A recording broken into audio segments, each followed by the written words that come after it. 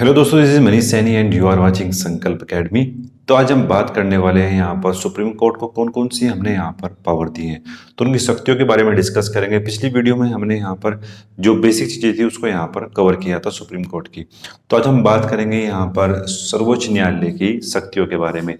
अगर आप इस चैनल पर नए हैं तो प्लीज़ आप सब्सक्राइब करें, अपने दोस्तों के साथ शेयर करें। अगर आप सब्सक्राइब करते हैं तो मोटिवेट होते हैं नई नई वीडियो बनाने के लिए, और अगर आप अपने दोस्तों के साथ शेयर करते हैं तो आप संकल्प एकेडमी के परिवार को बढ़ाने में सहयोग करते हैं। तो आज हम बात करने वाले हैं यहाँ पर सर्वोच्च न्यायालय की शक्तियों के बारे में। तो सबसे पहले हम बात करते हैं, दो तरीके की यहाँ पर शक्तियाँ दी गई हैं, जो एक तो यहाँ पर है प्रारंभिक और एक है यहाँ पर अपीलीय। तो इन दोनों ही तरीके की शक्तियाँ यहाँ पर सुप्रीम कोर्ट को दी गई हैं। सबसे पहले बात करते हैं हम यहाँ पर प्रारंभिक शक्तियाँ कौन कौन सी हैं। ये यहाँ पर आर्टिकल 131 आर्टिकल में दी गई है। अगर हम बात करते हैं जो हमारी प्रारंभिक शक्तियां हैं, इसको हम मूल अधिकारिता क्षेत्र भी बोलते हैं। मूल अधिकारिता क्षेत्र भी इसको हम बोलते हैं। प्रारंभिक जो शक्तियां हैं सुप्रीम कोर्ट की, उनको हम इस तरीके से देखते हैं। यदि किसी दो राज्य में यहां पर विवाद है, राज्यों वर्सेस राज्य में विवाद है, तो वो अधिकारिता क्षेत्र आती है यहाँ पर प्रारंभिक में। तो सीधे के सीधे ही वो सुप्रीम कोर्ट में यहाँ पर अपील कर सकते हैं। ये तो थी हमारी पहले तरीके की। दूसरी बात करते हैं, यदि हमारे पास यहाँ पर सेंटर वर्सेस स्टेट में कोई मामला है तो वो भी यहाँ पर प्रारंभिक क्षेत्राधिकार में आएगा सुप्रीम कोर्ट की। तो सीधे ही वहां पर अपील की जा सकती है सुप्रीम कोर्ट में। फिर जो हम बात करते हैं, यहाँ पर एक तरफ जो है स्टेट्स का ग्रुप है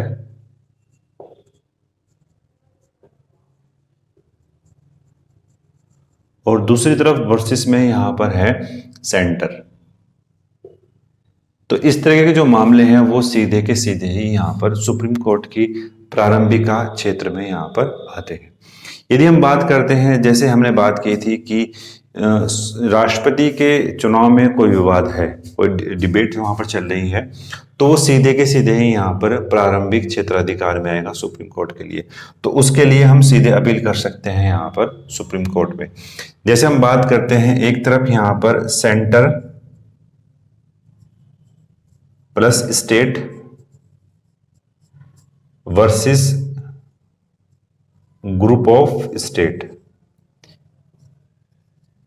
यानी एक तरफ संघ और राज्य हैं और दूसरी तरफ राज्य है, और हमारे पास जो दूसरी तरफ है वो जो स्टेट्स का ग्रुप है वो यहाँ पर है। तो इस तरह के जो मामले हैं वो सीधे के सीधे ही यहाँ पर हमें देखने को मिलते हैं प्रारंभिक क्षेत्राधिकार में सुप्रीम कोर्ट के लिए। ऐसे कुछ मामले हैं जो सुनवाई कर सकते हैं यहाँ पर सर्वोच्च न्यायालय में। जैसे हम बात करते हैं, हम यहाँ पर बात करते हैं फंडामेंटल राइट के लिए। तो आर्टिकल 32 यहाँ पर बात करता था फंडामेंटल राइट में, जिसमें सुप्रीम कोर्ट को अधिकार दिया गया था कि वो सीधे सुनवाई कर सकते हैं यहाँ पर हमारे मौलिक अधिकारों के लिए। यदि कोई स्टेट या कोई सेंटर यहाँ पर मौलिक अधिकारों को कम करने का प्रयास करता है, तो वो व्यक्ति यहाँ पर जा सकता है फंडामेंटल राइट आर्टिकल 32 के थ्रू सीधे सुप्रीम कोर्ट में।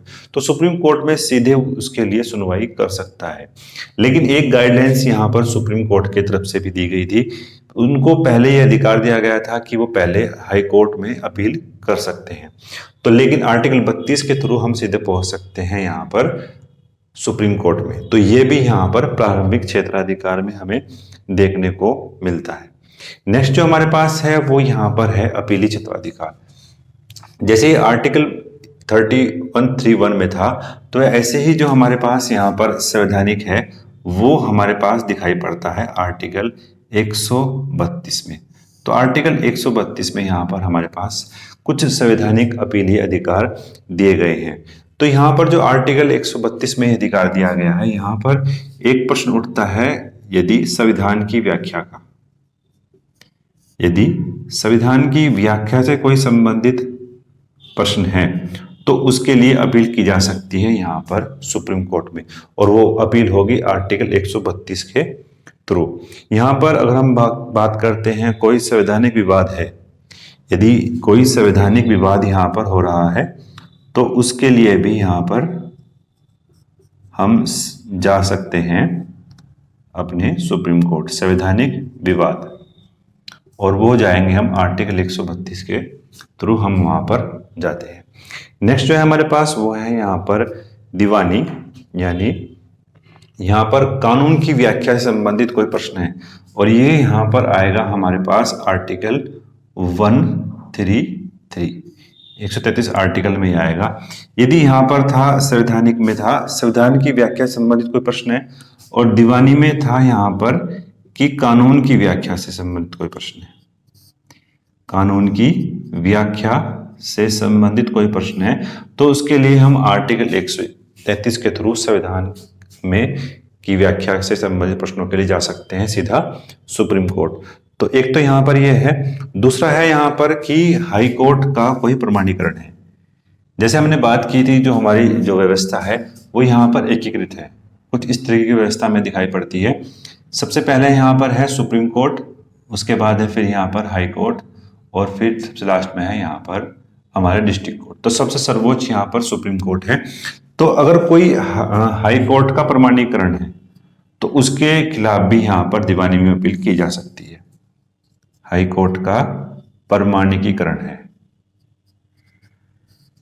तो हाई कोर्ट का प्रमाणीकरण है, तो उसके लिए भी हम यहाँ पर दीवानी में अपील कर सकते हैं। नेक्स्ट बात करते हैं यहाँ पर आपराधिक यानी फौजदारी के बारे में।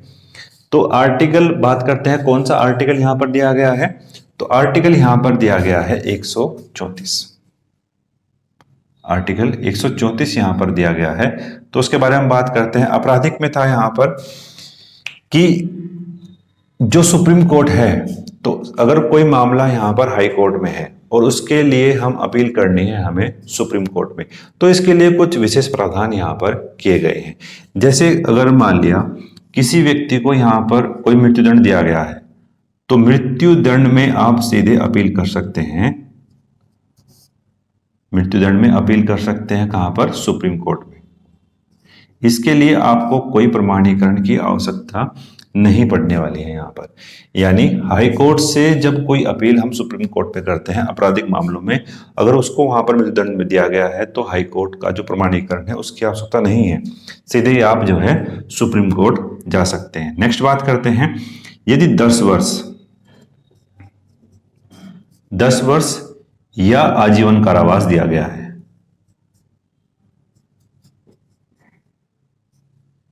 आजीवन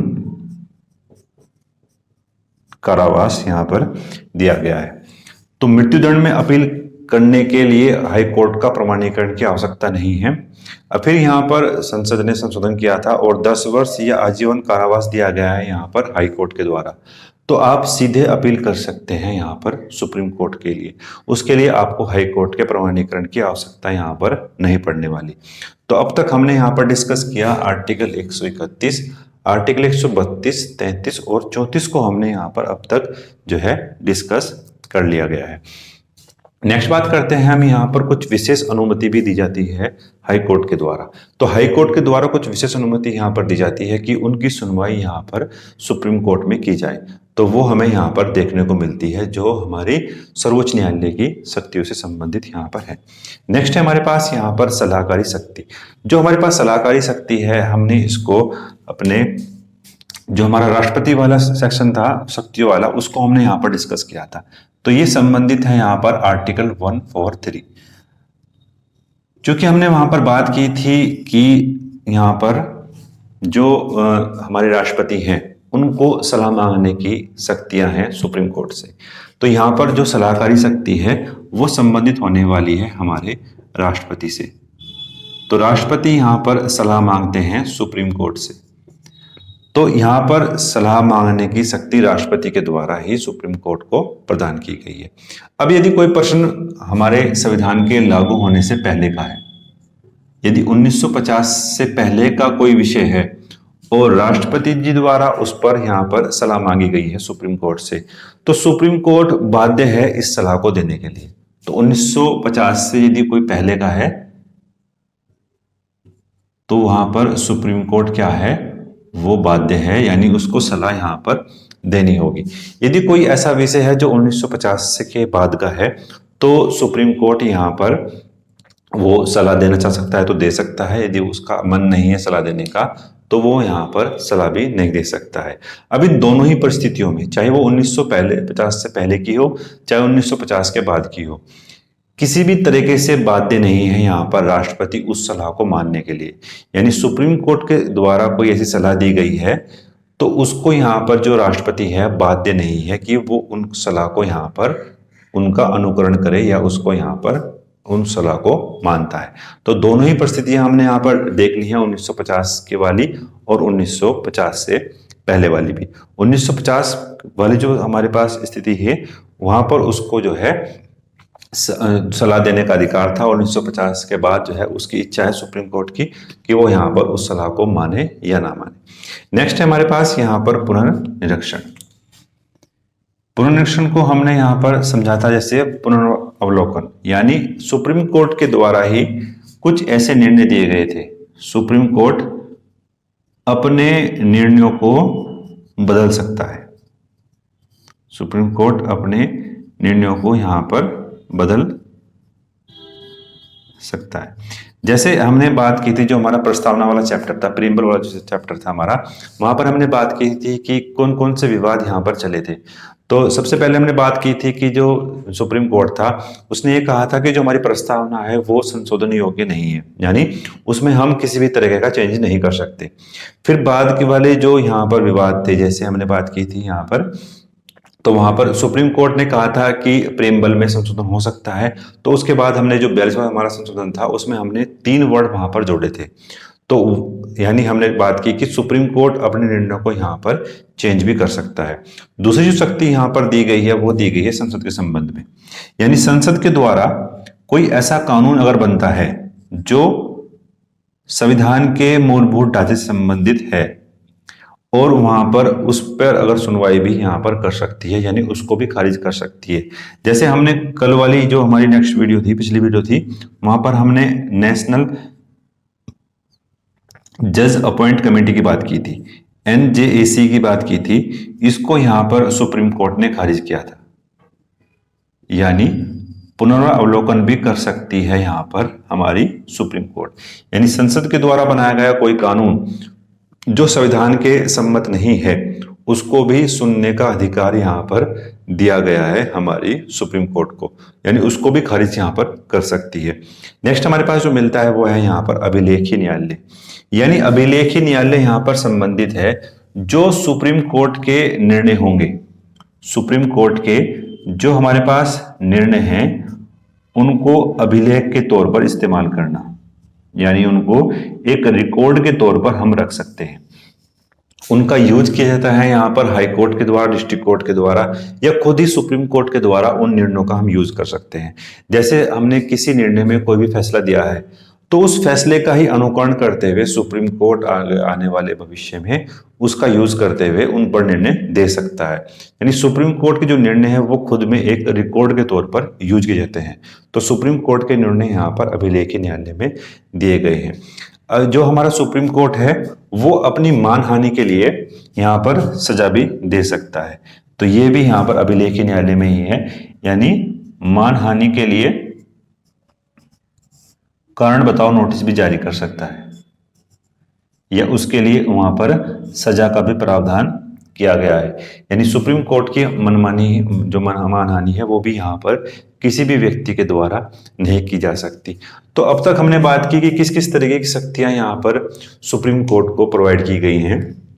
पहली हमारे पास यहाँ पर प्रारंभिक शक्ति, फिर हमारे पास यहाँ पर संवैधानिक शक्ति, फिर हमारे पास यहाँ पर दीवानी शक्ति, आपराधिक शक्ति, विशेष अनुमति यहाँ पर दी जाती है हाई कोर्ट से कि वो अपील कर सकते हैं हमारे सुप्रीम कोर्ट से। फिर यहाँ पर शक्तियाँ दी गई थी सलाहकारी शक्ति जो राष्ट्रपति के द्वारा यहाँ पर सुप्रीम कोर्ट को दी गई थी। फिर यहाँ पर पुनर्निरीक्षण यानी पुनरावलोकन भी किया जाता है यहाँ पर सुप्रीम कोर्ट के द्वारा, और एक शक्ति हमें यहाँ पर मिलती है अभिलेखीय न्यायालय से संबंधित।